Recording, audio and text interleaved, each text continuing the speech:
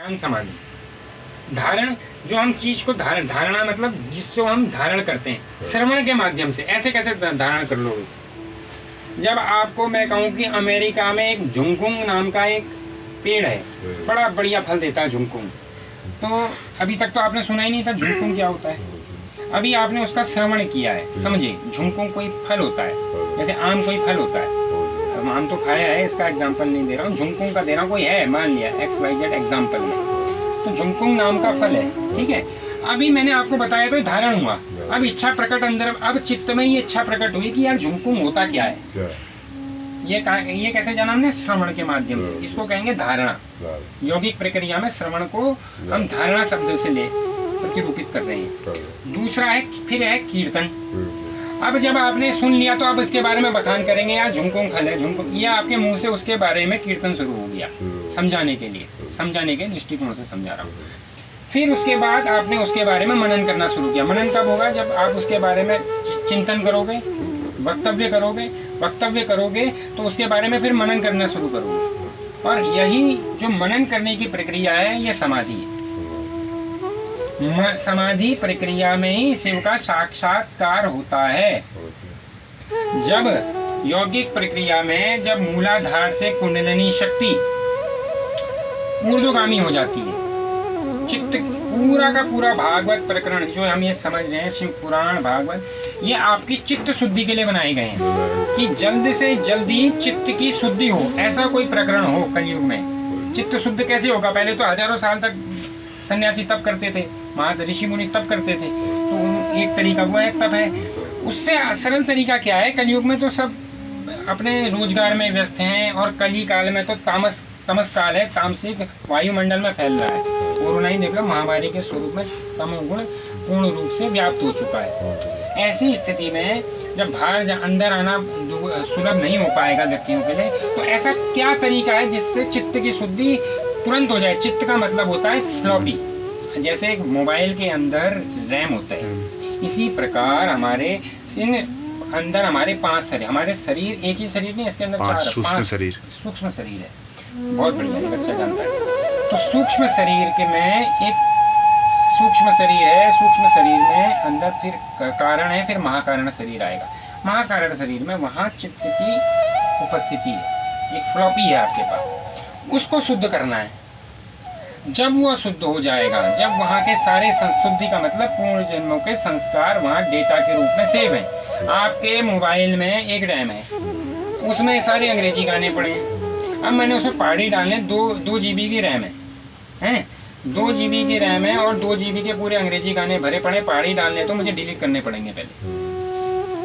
इसी प्रकार अब हमने कुछ नई चीज संस्कार अंदर डालने तो पुराने संस्कारों को डिलीट करना पड़ेगा। उसको कहते हैं चित्त शुद्धि। जो फ्लॉपी है वो चित्त है, अंदर रैम जो है, उसको जब शुद्धि हो जाएगी तो कुंडलिनी शक्ति का जागरण शुरू होता है। जो सुषुम्ना नाड़ी में मूलाधार चक्र में लिंग और गुदा, लिंग मूल और गुदा द्वार के बीच में जो स्थान होता है, वहाँ पर स्त्री पुरुष दोनों में कुंडलिनी शक्ति 3.5 फेरे लगाकर, शिवलिंग है वहाँ, सूक्ष्म शरीर में है वो, वहाँ फेर के बैठी है, नाग रूप में दिखती है, वो दिखाई देती है नाग रूप में ध्यानावस्था में। उसका जागरण करना है, वह ऊर्जा ऊपर चल के उसी को पराम्बा माँ भगवती पार्वती यौगिक रूप में माना जाता है। यौगिक प्रकरण में ये माना जाता है, और सदाशिव का स्थान है सहस्रद्वार। इन दोनों के मिलन से इंसान को पूर्ण साक्षात्कार, आत्म साक्षात्कार की प्राप्ति होती है। 7 चक्र, पूरे 7 चक्रों का भेदन। चक्र अभी और हैं, अभी चक्रों में नहीं जाएंगे हम, यौगिक प्रकरण है। अब भक्ति प्रकरण में उन्होंने बताया कि अगर ये तो पहले ये तो एक क्रिया है साधना की, दूसरी क्रिया जो ये नहीं कर पाएंगे कलयुग में, बहुत मुश्किल हो गया ऐसा करना, तो उन्होंने बताई भगवान शिव की कृपा से शंकर के लिंग एवं मूर्ति स्थापन करके नित्य उसकी पूजा करे तो संसार सागर से पार हो जाएगा। अब जो अंदर हमारे स्वरूप है ना, जो सूक्ष्म स्वरूप है, वो शिवलिंग आकार का है। उसी आकार को योगियों ने, सिद्ध पुरुषों ने, महादेव की कृपा से, महादेव ने स्वयं बताया ये बात, ये सिद्धों के और ऋषि मुनियों के गुरु परंपरा के अनुसार हमें पता चल रही पुस्तक के रूप में यहाँ उपस्थित है, ठीक है ना, ये ज्ञान। अब उस स्वरूप को देखकर उन्होंने प्रकट कर दिया सामने, जो हमारे अंदर निहित है।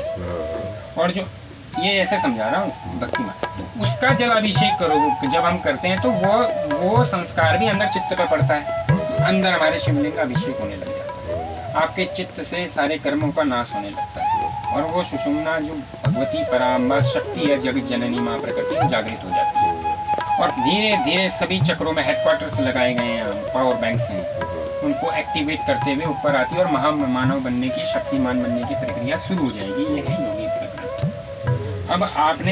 अब हम इसमें जानेंगे कि शंकर भगवान के लिंग, भगवान शिव के लिंग स्वरूप और मूर्ति स्वरूप में क्या भेद है, बहुत बड़ी बात है। आगे चलते हैं।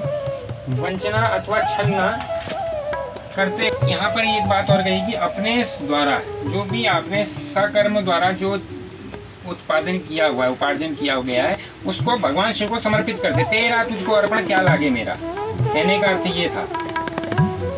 शिवलिंग में जाके चढ़ाने का मतलब नहीं है कि बाबा खाएगा यहाँ बैठ के, हम बाबा को दे के आ रहे, नहीं, आप यह देंगे तो इसमें भी एक सार्थकता है, इसमें भी एक दया करुणा का भाव ही आ रहा है। लेकिन जब आप परमात्मा को अर्पण करने की, परमात्मा क्या खा रहा है, ये भाव जो आपका अंदर से प्रकट हुआ ना कि तेरा तुझको अर्पण क्या लागे मेरा, मैं इस शरीर को छोड़ के अंदर जाने की प्रक्रिया में शामिल हो जा रहा हूँ, क्योंकि मैंने ये शरीर को अर्पण कर दिया है।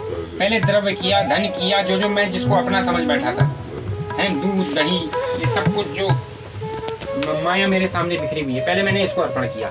फिर एक स्थिति चित्त शुद्धि के होते होते ऐसी आती है कि मैं अपने शरीर को भी कह देता हूँ कि ये भी नहीं, ये भी तेरा है। मुंह से बोलने वाली बात अलग है और इम्प्लीमेंट होने वाली बात अलग है। सार्थकता में, स्थिति में प्रत्यक्ष होने वाली, घटित होने वाली बातें अलग है। मुंह से बोलना अलग चीज है। जब यह घटना अंदर घटेगी आपके शरीर के अंदर, आपके मन में, चित्त में, कि ये मेरा शरीर मेरा नहीं, भगवान का दिया हुआ है, तो वह बहुत उच्चतम अवस्था है। ये घटना घटित होनी बहुत अवस्था है और बार बार इस चिंतन को करने से भी घटना घट जाती है।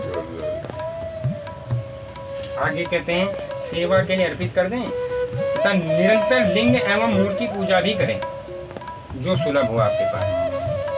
उसके लिए भक्ति भाव से मंडप, गोपुर, तीर्थ, मठ एवं क्षेत्र की स्थापना करें जो उत्सव और तथा उत्सव रचाएं। जिस प्रकार से आप और कार्यकलाप करते हैं, शादी विवाह करते हैं, इस तरीके से इस उत्सव को भी रचाएं, जिससे आपकी चित्त की शुद्धि अत्यंत जल्दी हो और भगवान शिव प्रसन्न हो। कैलाश में जो बैठे हैं उनकी प्रसन्नता से ही हमको भक्ति प्राप्त होती है, हमको योग प्राप्त होता है, हमको तंत्र प्राप्त होता है, हमको ज्ञान प्राप्त होता है, हमको ये माया प्राप्त होती है।